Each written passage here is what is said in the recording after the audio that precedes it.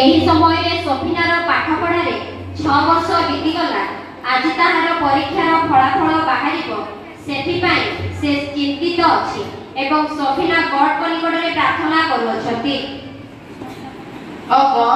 ତୁମେ ଏଠାରେ ମୋର ସହାୟ ହେଲ ପ୍ରଭୁ, ମୋ ପାଠ ପଢ଼ିବାରେ ସାହା ହେଲ। ବର୍ତ୍ତମାନ ଆଜି ମୋର ରିଜଲ୍ଟରେ ବି ତୁମେ ସହାୟ ହୁଅ ପ୍ରଭୁ।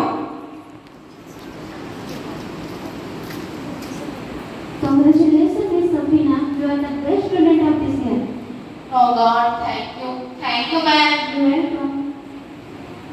Congratulations, Miss Safina. You are a good student. So, we'll have 2 opportunities for you.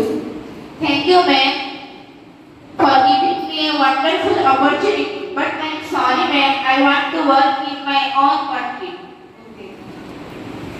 ସୋଫିନାର ୟୁନିଭର୍ସିଟିର ପ୍ରିନ୍ସିପାଲ ଏବଂ ତାଙ୍କର ଟିଚର ତାଙ୍କୁ କଂଗ୍ରାଚୁଲେସନ ଜଣେଇଲେ ଯେ ସେ ଏ ବର୍ଷ ଟପର କରିଥିବାରୁ। ବର୍ତ୍ତମାନ ସିଏ ପ୍ରିନ୍ସିପାଲ ଏବଂ ଟିଚରଙ୍କୁ କହିଲେ କି ଯେ ତାଙ୍କୁ ଯେଉଁ 2ଟି ଅପରଚ୍ୟୁନିଟି ଦିଆଗଲା ସେ ଅପରଚ୍ୟୁନିଟିରେ ସେ ରାଜି ନୁହନ୍ତି, କାରଣ ତାଙ୍କର ସ୍ୱପ୍ନ ଥିଲା ଯେ ନିଜ ଦେଶକୁ ଆସି ନିଜର ପିଲାମାନଙ୍କୁ ବା ଭାରତର ପିଲାମାନଙ୍କୁ ଶିକ୍ଷା ବା ଏଜୁକେସନରେ ଉନ୍ନତି ଆଣିବା ନିମନ୍ତେ। 6 ବର୍ଷ ପରେ ସୋଫିନା ଲଣ୍ଡନରୁ ଫ୍ଲାଇଟରେ ନିଜ ଦେଶକୁ ଫେରି ଆସିଲେ।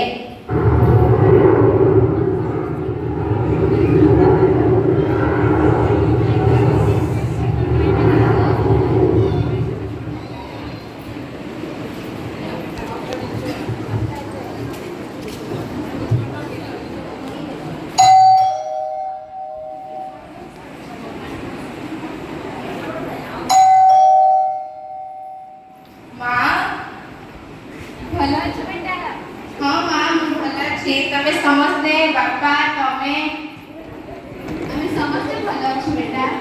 ସଫିନା, ବର୍ତ୍ତମାନ କ'ଣ କରିବା ପାଇଁ ଚାହୁଁଛୁ?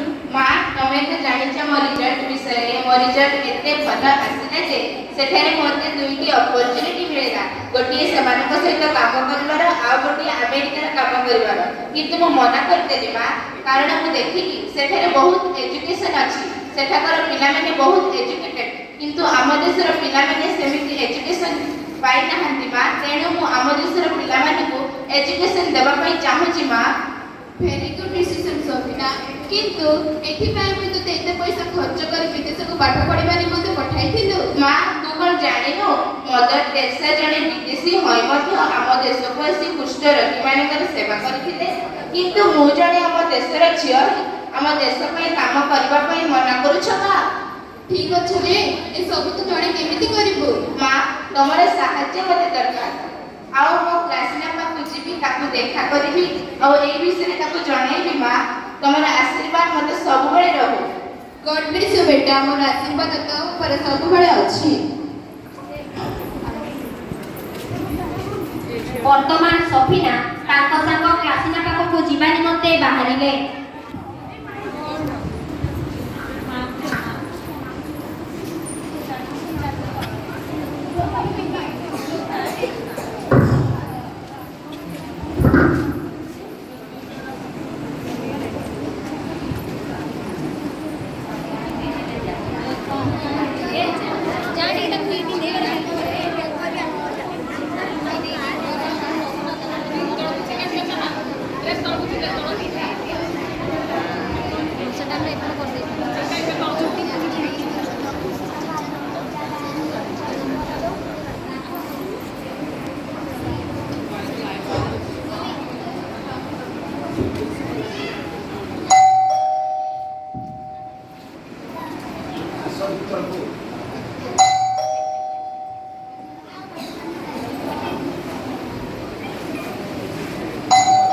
କ୍ଲାସିନା, ଏତେ ଦିନ ପରେ କେମିତି ଅଛୁ?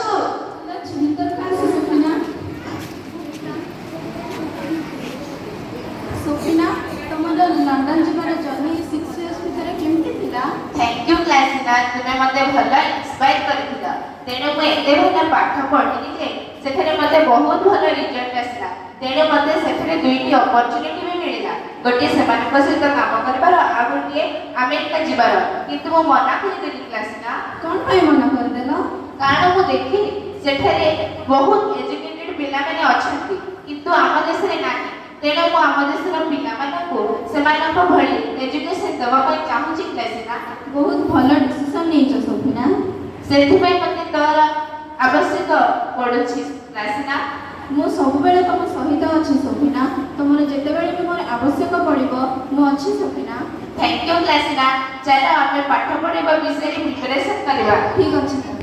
ବର୍ତ୍ତମାନ ସଫିନା ଓ କ୍ଲାସିନା ତାଙ୍କ ମାଙ୍କ ସାହାଯ୍ୟରେ ଏକ ଏନଜିଓ ଖୋଲିଲେ ଏବଂ ପିଲାମାନଙ୍କୁ ଶିକ୍ଷା ଦେଇ ଶିକ୍ଷିତ କରିବା ନିମନ୍ତେ ସବୁ ପ୍ରକାର ଆୟୋଜନ କଲେ। ସଫିନା ଓ କ୍ଲାସିନା ପିଲାମାନଙ୍କୁ ଡାକିବା ନିମନ୍ତେ ଏକ ଗ୍ରାମକୁ ଗଲେ। ମା ମା ଘରେ କିଏ ଅଛନ୍ତି? ହଁ ଘରେ ଅଛି। କିଏ? ମା ଟିକେ ବାହାରକୁ ଆସିନାହାନ୍ତି? ମା ନମସ୍କାର। କିଏ ଆପଣମାନେ? ଆମେ ଗୋଟେ ଏନଜିଓରୁ ଆସିଥିଲୁ ମା। କୋଉ ଏନଜିଓରୁ ଆସିଛନ୍ତି? ମା, ଯେଉଁ ପିଲାମାନଙ୍କ ପାଖରେ କି ପାଠ ପଢ଼ିବାର ସୁବିଧା ସୁଯୋଗ ପହଞ୍ଚି ପାରୁନାହିଁ ଆମେ ସେଇ ସୁବିଧା ସୁଯୋଗ ଦେଇପାରିବୁ। ଆମେ ସେଇ ଏନଜିଓ ତରଫରୁ ଆସିଅଛୁ। ମା ଆପଣଙ୍କ ଘରେ କ'ଣ ଛୋଟ ଛୁଆ ଅଛନ୍ତି? ହଁ ଅଛନ୍ତି। ଆପଣଙ୍କ ଗାଁରେ କ'ଣ ସ୍କୁଲ ଅଛି? ନାଇଁ ଦୂରରେ ଅଛି। ଆପଣଙ୍କ ପିଲାମାନେ କ'ଣ ସ୍କୁଲ ଯାଆନ୍ତି? ନାହିଁ। ମା ମାନେ ଅନ୍ୟ ମା ମାନଙ୍କୁ ମଧ୍ୟ ଟିକେ ଡାକିଦେବେ କି? ହଁ ଝିଅ ଦିଦିମାନଙ୍କ ସହିତ କଥାବାର୍ତ୍ତା କରୁଥା। ମୁଁ ଅନ୍ୟ ମା ମାନଙ୍କୁ ଡାକିକି ଆଣିବି। ହଉ ଦିଦି ଆପଣ ଯାଅ, ମୁଁ ଦିଦିମାନଙ୍କ ସହିତ ରହିବି। ଏ ଭଉଣୀମାନେ ଆମ ଗାଁକୁ ଦୁଇ ଗୋଟି ଦିଦି ଆସିଛନ୍ତି। ସେମାନେ ଏକ ମିଟିଂ କରିବେ ଏ ନିମନ୍ତେ ଆସିଅଛନ୍ତି। ଏ ଖରା ସମୟରେ କି ବିରକ୍ତି କରୁଛ, ଚାଲ ତମେ ଆମେ ଆସୁଛୁ। ଅନ୍ୟ ମା ମାନଙ୍କୁ ବି ଡାକିକି ଆଣ। ଏ ଭଉଣୀମାନେ କୋଉ ମିଟିଂ ପାଇଁ ଡାକୁଛନ୍ତି, ଯିବା ଚାଲ। ମା ନମସ୍କାର। ଆପଣ ସମସ୍ତେ ଭଲ ଅଛନ୍ତି? ଏଇଟା କୋଉ ମିଟିଂ? ମା ଆପଣଙ୍କ ଘରେ କ'ଣ ଛୋଟ ଛୁଆ ଅଛନ୍ତି? ହଁ ଅଛନ୍ତି। ସେମାନେ କ'ଣ ସ୍କୁଲ ଯାଆନ୍ତି? ତାହେଲେ ଆମ ନିକଟକୁ ପଠାନ୍ତୁ ମା। ଆମେ ଆପଣଙ୍କ ପିଲାମାନଙ୍କୁ ସବୁ ପ୍ରକାର ସୁବିଧା ସୁଯୋଗ ଯୋଗାଇ ଦେବୁ ଏବଂ ସେମାନଙ୍କୁ ଉଚ୍ଚ ଶିକ୍ଷିତ କରାଇବୁ ମା। ଆମେ ତ ଦିଦି ଆପଣଙ୍କୁ ଜାଣିନାହୁଁ, ଆପଣଙ୍କ ସହିତ କେମିତି ଆମ ପିଲାମାନଙ୍କୁ ଛାଡ଼ିଦେବୁ? ମା ଥରେ ଟିକେ ବିଶ୍ୱାସ କରି ଦେଖନ୍ତୁ। ମୁଁ ଛାଡ଼ିବି ନାହିଁ ମୋ ଛୁଆକୁ, ତମେ ଛାଡ଼ିବ କି ଭଉଣୀମାନେ? ଆମେ ଛାଡ଼ିବୁ ନାହିଁ। ଥରେ କେବଳ ବିଶ୍ୱାସ କରି ଦେଖନ୍ତୁ ମା। ଠିକ୍ ଅଛି। ସେ ମା ମାନଙ୍କୁ ସେମାନଙ୍କ ପିଲାମାନଙ୍କୁ ଛାଡୁନାହାନ୍ତି। ଆମ ପିଲାମାନଙ୍କୁ ଆପଣଙ୍କ ସହିତ ଛାଡ଼ିବୁ। ଠିକ୍ ଅଛି ମା। ମା